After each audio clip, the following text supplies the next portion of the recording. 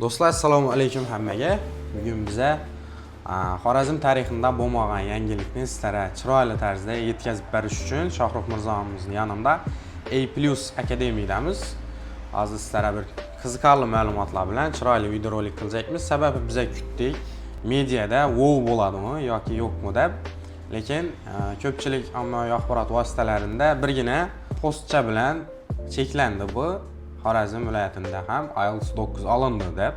Lekin bu faqatgina bir tekstning ichine sig'adigan narsa emas. Sababi IELTS olishni o'zi bir san'at. IELTS o'rganishni o'zi yana bir san'at. Uni tizimini ichine girish, mohiyatini tushunish orqali ingliz tilida baland levelga chiqish degan narsa, bu qiyin narsa. Sababi IELTS 9 ni o'zini Amerika ya Buyuk Britaniyaga boradigan bo'lsangiz, kamchilik odam biladi. Uning to'g'ri grammatika bilan gaplashishni, to'g'ri grammatika bilan so'zlarni yoki bir tekstlarni tahlil qilishni, ya'niki sheva bo'lib ketgan, yana o'zlarimizning Xorazm shevasini o'xshab. Xullas, hozir Shohruh Mirzomizga qiziqarli savollarimizdan beramiz. Videomiz sizga yoqib turgan bo'lsa, like bosib, podpiska bosishni unutmanglar. Shohruh Mirzoga sizga birinchi savolimiz shu IELTS olish oldimizdagi keyingi 4-5 yillikda yana shu top o'rinda turadimi? İngliz tili o'rganish shu darajada borsa, necha yillardan keyin rus tilini o'rnini bosib ketib biladi deb o'ylaysiz? Rus tilini o'rnini men aytgan bo'lar edim, yoshlar orasida уже bosib bo'ldi. Hozirning o'zida. Sababi Xorazm Toshkent territoriyasidan gaplashsak, ko'plab yoshlar inglizcha biladi. Yoshlar orasida, qarilar emas, yoshlar ko'pchiligi ingliz tilini yaxshiroq va biladi. Sababi barmidonam, kursa barmidonam o'yin o'ynash orqali yoki kino multik ko'rish orqali biladi. Ular shu inglizkida ko'rib turibdi hozir. Aslan shu avlodlar almashinuv jarayonida shu 5-10 yilliklarda shu qarilar ham hozirgi yoshlar qarish hisobına ingliz tili yanada natadi va IELTS olish haqida gapirsam, mesela 5-10 yillik ichida IELTS olish menimcha osonlashadi. Sababi tilni yaxshi o'rganib turganlar ko'p, buni katta mehnat turgan bolalar ko'p va yosh vaqtida hozir aytganini o'rganib turganlar ko'p. Masalan, men o'zim shaxsan 16-17 yoshimda boshladim til o'rganishni, yosh vaqtimdan emas. Lekin hozir ko'pchiliklar shu 9 yoshimdan, 8 yoshimdan bolalar til o'rganib, ingliz tilida biroz muloqot etib bilib turibdi. Ya'ni shuni hisobini osonlashadi, lekin kamaymaydi IELTS bo'lganda deb o'ylayman. 5 yillikdan 10 yillikdan, sababi ko'plab universitetlar hozir xalqaro universitetlar ko'payib turibdi va ularda o'qitilish tili birinchi ingliz tilida, hamma universitetlarning xalqarolarda va ularga girish uchun baribir IELTS talab etiladi. Shuni hisobına talab oshadi, lekin osonlashish ham, ya'ni yuqori ballar yana ham ko'payishi kutilib turibdi 5 yil 10 yil ichida. Endi davlatning ichida ko'cha-ko'yda atmosfera ingliz tiliga tortib boradi. Oddiy misol, biza shu 2000-yillar boshida tug'ilgan bo'lsak, biza yoshroq vaqtimizda ko'plab shu reklama afishalari rus tilida bo'ladi.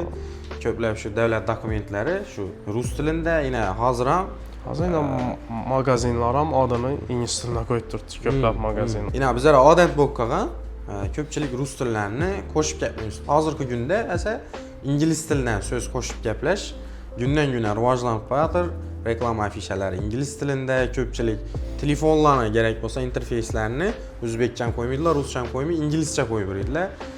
Shuni hisobına ham yumshoq kuch, bu yon taraf aytib o'tganlarimning shu o'yinlar, media taraflama izchillik bilan kirib kelishda davom etib turibdi. Ingliz tili odamlar hayotini, turmush tarzini, shuni hisobına ingliz tili ko'proq rivojlanib turibdi deb o'ylaymiz. Undan keyin sizda yana Xitoy tili bo'yicha C1 daraja bor. Bu eng baland level bilan Xitoy tilini o'rganish eng qiyin tillar bo'yicha baland o'rinlarda turadi. Sababi birgina o'zgarmagan so'zi ondan oshiq ma'nosi ketish mumkin. Kontekstning ichidan kelib chiqib o'zgaradi. Ingliz tili bilan Xitoy tili ikkisini takkaslasangiz, undan keyin ikkisini nasib etsa 4-5 yildan keyingi hayotimizda tutadigan o'rni va ular orqali nechalar pul ishlasa bo'ladi, shular haqida bir o'zingizni kechirmalaringizni aytsangiz. O'rganishni taqqoslaydigan bo'lsam, ingliz tili osonroq baribir. Kamida osonroq bo'lib tuyuladi. Sababi biz maktab vaqtidan ingliz tili o'rganamiz. O'zbekiston muhit haqida gapiraylik, osonroq. Endi Xitoy tili qiyinroq, sabab ularda aniq bir alifbo yo'q. Ko'plab belgilar, simvollarni o'rganish kerak, ularni yozilishini o'rganishni o'zi bir san'at, ularni talaffuzini o'rganish bir san'at. Ko'plab biza ishlatadigan harflar, o'zbek tilidagi harflar Xitoy tilida mavjud emas. Ya'ni u tovushlarni chiqarishni o'zi bir ularni tovushini moslashish bir san'at. Ya'ni tillarni qardoshlik tarafini olmasak, biz ya'ni o'zbek tilini birinchi til sifatida gapiradigan odam uchun Xitoy tili umuman boshqa dunyo. Umuman, ya'ni masalan koreys tili biluvchi odam uchun Xitoy tilini o'rganish osonroq bo'lishi mumkin. Baribir talaffuz taraflama, boshqa taraflama olsak. Shuni hisobidan Xitoy tili qiyinroq o'rganish. Talab haqida gapirdingiz. Talabdan yana faqat O'zbekiston muhiti haqida gapiraylik. O'zbekiston muhiti haqida gapirsak, talab Xitoy tilidan ham ingliz tilidan menimcha bir xil bo'lsa kerak. 5-10 yillikda ingliz tili ko'proq odam biladi. Yana aytib o'tganimizdek, ko'p odam bilish hisobini kamroq pul ishlab topishi mumkin. Faqat ingliz tili bo'lsa, lekin Xitoy tili, O'zbekiston misoli yaqinda Xitoy biznesmenlari ham ko'p kirib kelib turibdi, bilasiz.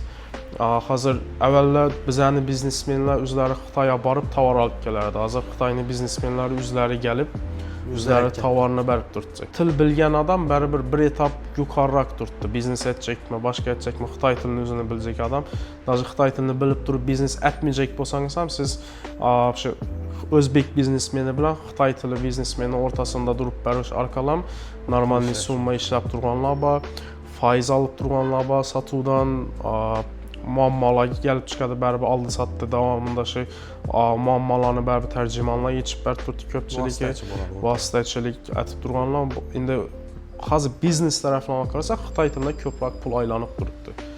Va haqiqiy kuchli kadr ham kamligini men bunga asosiy sabab aytib beraman. Masalan, ingliz tilidan kuchli kadr 100 dona kadr bo'lsa, o Xitoy tilidan kuchli kadr 5 dona kadr bo'lishi mumkin. 10 dona bo'lishi mumkin. Ularga talab dum yuqori, ularni soat pulli turadi, vaqt pulli turadi, o'zi nerda nima deydi, постоянный chaqirib bo'lmaydi. Haqiqiy kuchli kadrlar. Oldindan zakaz ber, keyingi oy ish kuni men bilan ishlashing kerak. Endi men Xitoy tilini o'zim bilganim uchun, sohadan ishlab ko'rganim uchun aytib turibman. To'g'ri, ozgina chala-chulpa o'rganib qo'yganlar bo'lishi mumkin, lekin kuchli biznesmeni, katta summani oldi sotdi aytib turgan biznesmeni kuchli tarjimon ham kerak bo'ladi-da baribir. Oldi sotdi davomidagi savdodagi muammolar, shularni halatib yechib berishi mumkin. Uning kadrlar kamroq va 5-10 yillikdan ko'payib ketishini ko'zim yetmaydi birdan. Sababi O'zbekistonda Xitoy tili, men Xorazm oddiy misol, bizning auditoriya Xorazm ko'pchilik ko'radi, Xorazmda ko'pchilik so'raydi mendan Xitoy tilini nega o'rgansak bo'ladi. Men shu vaqtchalik birovni tavsiya etib aytib berib bilmadim. Men o'zim ham o'rgandim, lekin Xitoyga borib o'rganganman. Men o'rganmaganman. Xitoyning o'zida shunday o'qish davomida o'rganib kelganman. Men o'zim ham o'rgatmayman. Qazaqlar ingliz tili o'rgataman, lekin Xitoy tili o'rgatmayman. Sababi bolalarni hali u narsaga tayyor deb o'ylamayman. Keyinroq, shuning uchun 5-10 yillik davomida men ko'payib ketishini ko'zim yetmaydi. Agar shu keyinchalik yaxshi mutaxassis topib bilib, shu keyinchilikka, ya'ni uni o'rganishni qiyinligini chidab odam o'rganib bilsa, 5-10 yildan keyin o'ta kuchli, yaxshi kadr, kerakli kadr aylanib biladi deb o'ylayman Xitoy tili yordamida. Pulni ham topib biladi, shunday yaxshi. Shunga yaxshi topib. Endi Xitoyga borib o'qish davomida o'rganganman, lekin Xitoy tili o'rgatmayman deganingizda, ba'zircha aytadigan bo'lsak, misol, bizlar ham o'zbek tilida gaplab bilamiz, tushunib bilamiz, lekin shu tilni o'rgatib bilmaymiz birava. U metodikasini o'rgatish ham qiyin birava. Misol, yo sizdan bormi shunday? Hamma grammatikalarini polniy bilasiz. Yo'q, men o'rgatib bilmayman emas, o'rgatib bilaman, lekin o'rganishni xohlamayman. Sababi Xitoy tilini qiyinchilik haqida gapirdik-ku. Masalan, til o'rganishni o'zi qiyin, ingliz tili o'rganishni o'zi qiyin. Menga ingliz tili o'rganaman deb kelib turgan bola shuncha qiyinchiliklardan o'tishi kerak. Men aytdim, bizani bolalar hali tayyor emas, ya'ni Xitoy tilini bu darajada qiyinchiliklaridan o'tib, bu narsani masalan ingliz tiliga 4 oy, 5 oy, 6 oy zo'rdan chidaydi. O'rganish. Bu nagruskaga o'zi chidab 2 yil yurib, unda qiyinchilikni o'rganib, ingliz tilida masalan 4 soatlik zadaniya bersak kunda, Xitoy tili o'rgatsam men 8 soat, 10 soat berishim to'g'ri keladi. Uning haqiqiy ishtiyoq bilan keluvchi bola keyin uning bolani topib ham o'rgatish, shu taraflama aytib, qiyin bo'ladi baribir. Unda kadr topish. shu yoshroq vaqtimdan mas'uliyatni his ettirib, yoshroq vaqtimdan o'rgatib boshlasa, misol 7-8 sinfdan o'rgatib boshlasa, o'qishga topshiradigan vaqtlari ko'pchilik shunga qarab vaqtni belgilaydi. O'zbekistonda, asosan shu Xorazmda 11-sinfni bitirguncha normalniy darajaga chiqib olsa, undan keyin 1 yil qo'yib beradigan bo'lsa, 1 yil ota-ona bo'sh qo'yib bersa, 1 yil davomida yana mustahkamlasa, baland urovnlara chiqib olishi mumkin. Xitoy tili men ko'pchilikni donimondan gapiradigan, zo'r gapiradiganlar Xitoy tilida. Xitoy tili yaxshi gapiradiganlarning o'zi ko'pchiligi Xitoyni o'zida o'rganib kelgan, O'zbekistonda emas. Ya'ni bu yerdan ma'lum darajaga chiqib olish mumkin, to'g'ri. Ma'lum narsa o'rganib olish mumkin, ma'lum muloqot darajasiga chiqadi, lekin asosiy o'sishni, asosiy tilni o'rganish jarayoni Xitoyda etganda baribir. Savanda atmosferani o'zidan kelib chiqib, vanda endi keyinchalik kalla bir yere urilgandan keyin tilni o'rganish kerak, majbur o'rganadidan vanda yurib. Artikulatsiya bilan ham o'rgansa bo'ladidan ko'p narsani shu o'zinda yursa. Yana bir savolimiz, qiziqarli savol. Hozirgi kunda cheta, ya'ni shu Yevropa davlatlaridan chiqishni istaydigan yoshlar, yoshi o'rta odamlar ham ko'payib qolgan. Shu Yevropa davlatlaridan chiqishni xohlaydigan, shu anda ishlasam deydiganlar ko'p. IELTS olish Yevropa davlatlaridan, Amerika, misol Kanada chiqishni yengillashtiradimi? Qay darajada yengillashtiradi? Levellarda nechta rol o'ynaydi? Endi davlatdan kelib chiqib, albatta IELTSni talab etib qo'ygan davlatlar bor, talab etmay qo'yganlar bor. Viza jarayonida qo'ygan talablar bor. Endi o'qish uchun IELTSsiz ish bitmaydi deyman. Ko'pincha agar o'qishga chiqayotgan chetda Yevropa yoki Amerikadagi IELTS уже kerak. Universitetda til bilishimizni ko'rsatib berishimiz kerak. Universitetga kirish uchun kerak hali. Endi ish uchun ishdan har xil narsa bor. Masalan, hozir ko'pchilik Londonda mavsumiy ishlar deymiz-ku, yetib turgan ishlar bor. Xorazm Neymisdan ham ko'pchilik yetib turibdi donishlarimiz. Bunda hech bir til talablari yo'q. Meni bilishim bo'yicha, ya'ni IELTS sertifikat yo boshqa narsa vizadan netilmaydi. Lekin o'zini mutaxassislik, Kanada haqida so'radingiz, o'zini mutaxassisligi bo'yicha ishlaydiganlar bor. Masalan, bizda doktor bor, Kanadadan borib doktorchilik etacak. Yoki bizda injener bor, borib turib Kanadada yana ham injenerchilik etacak. Ya'ni o'zini sohasi, mavsumiy qora ishda yo boshqa ishda ishlamayacak, haqiqiy bir sohasi bo'yicha ishlayacak. Hozir Kanadada meni bilishim bo'yicha shuning kuchli kadrlar kerak ulara, ya'ni injener kerak, ularga doktor kerak, quruvchi kerak, haqiqiy sohani tushunadiganlar kerak va shuning doktor bo'lajak bo'lsangiz, ular shuning migratsiya talabini qo'yib qo'ydi, viza talabidan bor, IELTS ma'lum darajada talab etiladi. Ishdan kelib chiqib, masalan, pastcha 6,5, 7 ingiz bo'lsa dumam yaxshi. Sababi yerda doktor bo'lgandan keyin baribir pasiyent bilan muloqot etishingiz kerak. Injener bo'lgandan keyin ham gaplashishingiz kerak, ya'ni tildan bilishingiz kerak.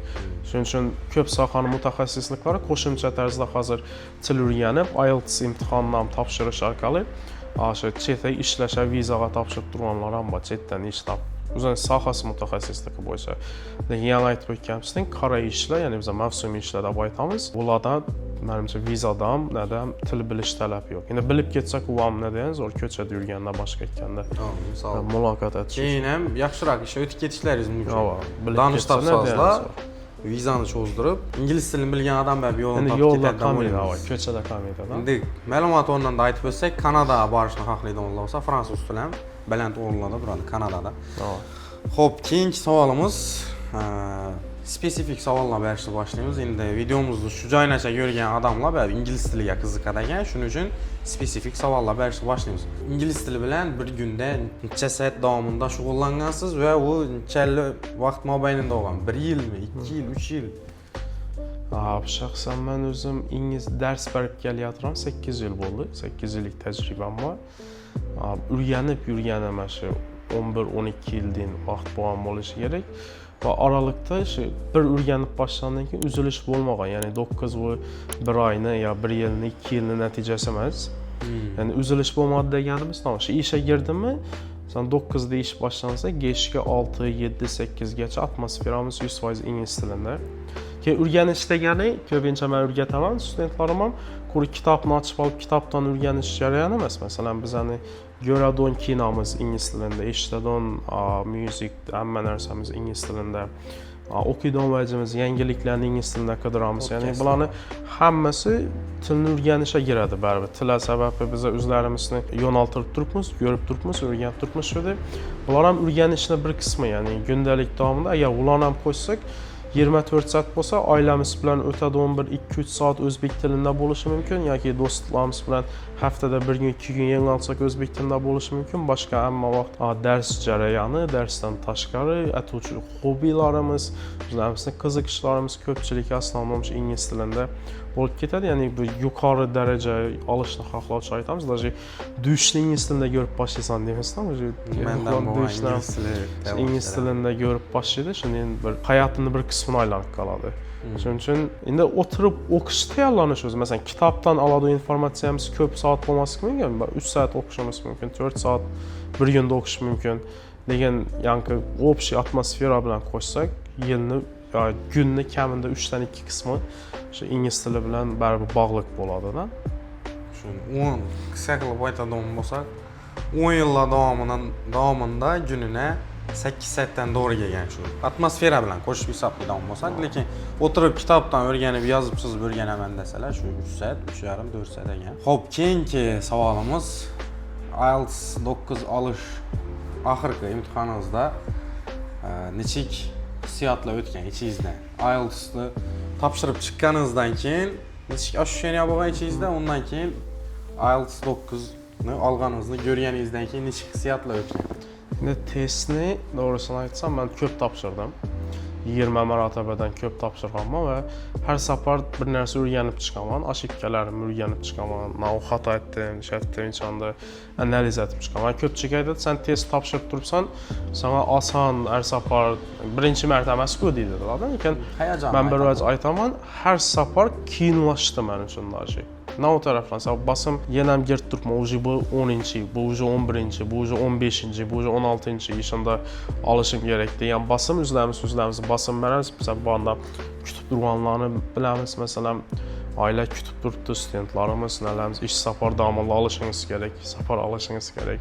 Axırki bir testdə, şu writing-lə yazıb durğanda, kol qaltırabdı, içində yazıb durğan cərəyanlarım oldu da, içində tutub, emosiya nədir? Lekin şu axırki işlərin hammasını yengib o'tishni mashqat, ya'ni testdan yuqori ball olish qurib emas, bilim emas. Shu emotsiyalar bilan, shuni panikalar bilan kurashishni o'rganishimiz kerak.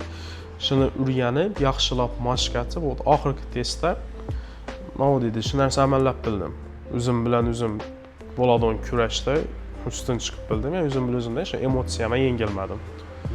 O'zimda bor narsani chiqarib bildim. Bo'lmasa o'zi bu testdan oldingi 2-3 testimdan men yaqin keldim. Xorazmdagi eng yuqori rezultat bundan oldin ham menga tegishli bo'lib turadi. 2-3 marotabadan, ya'ni 0.5lik testdan yetmadi. Ya'ni 860 necha chiqqan meni rezultat, 875 уже 9 bo'ladi. 800 bundan oldin qala 60 nechada turgan, ya'ni 0.5 yetmay turgan eng yuqori rezultatlar menda bor. Shunda emotsiyalar nalar netmadidan kurashib bilmaganman. Oxirgi testda shu ishni amallab bildim.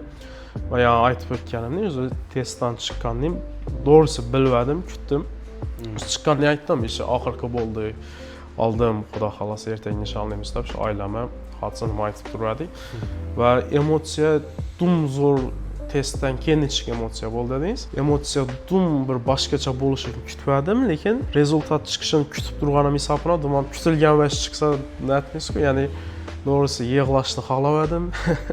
Bir boshqacha emotsiya xohladim, lekin kelmadi go'zal. Sal kutib turardim, o'sha bir kun oldin ham chiqadi, ish safar 9 bo'ldi o'xshaydi deb, o'zimga ishonib kutib turgandan keyin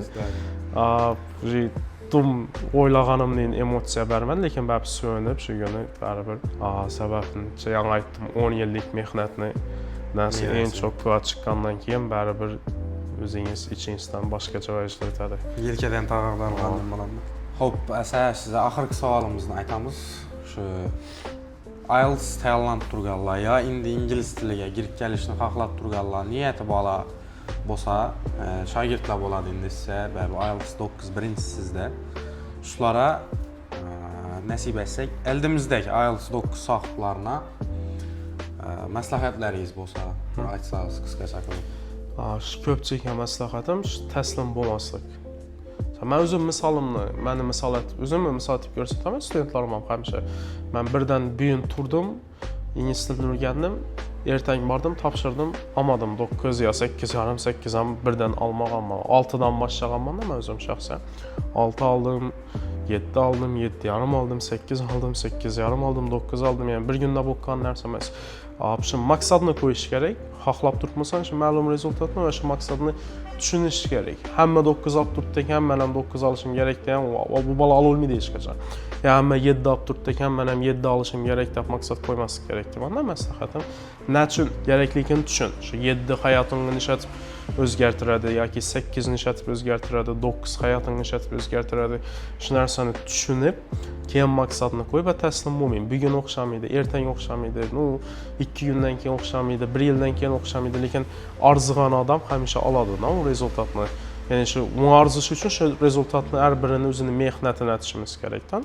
Şimdi mehnətin ətəmiz və birinci muvaffaqiyyətsizlikdən, ikinci muvaffaqiyyətsizlikdən, üçüncü muvaffaqiyyətsizlikdən düşkünlükə düşülməsi gərək və toxtatı qoyması gərək. İşləyimiz və axırı bərabər erişəmiz o arzusaq ki, nərsəni alamız. Arzıqan nərsə, işim arzıqan nərsəsindən pəs rezultat almıydı. Amma arzıqan nərsəsini aladı bərabər. Bərabər şu İngilis dili öyrəniş cərəyanından zavq alıb bilən adam aladı. Misal 8,5 bilən 9-nu farkı özünüzdən aytıb ötdünüz. Farkıdım katta emas, faqat rəqamda, lakin İngilis dili öyrənişdən zavq aladan adam 8,5-nə bizə dilini 9 qıladı bərabər. Faqatgina şu rəqamlar üçün olsa, öyrən üçün olsa 8,5 yetədi mənə deyiş mümkün. Lakin 9-a çıxmayınca toxtamaydı. Əgər cərəyanın özündən zavq alsa, İngilis dili öyrənişdən zavq aladan olsa. Əsas sizə Şahrux Murza katta rəhmət. Katta rəhmət. Zəfərlərinizi kattaya versin, şagirdlərinizi sağlıq köpəyə versin. İşləyinsə rəvac. Etiqanız gəlsin, rəhmət. Həmməyə katta rəhmət. Videomuz yaxqan olsa like basıb, podpiska basıb unutmayın.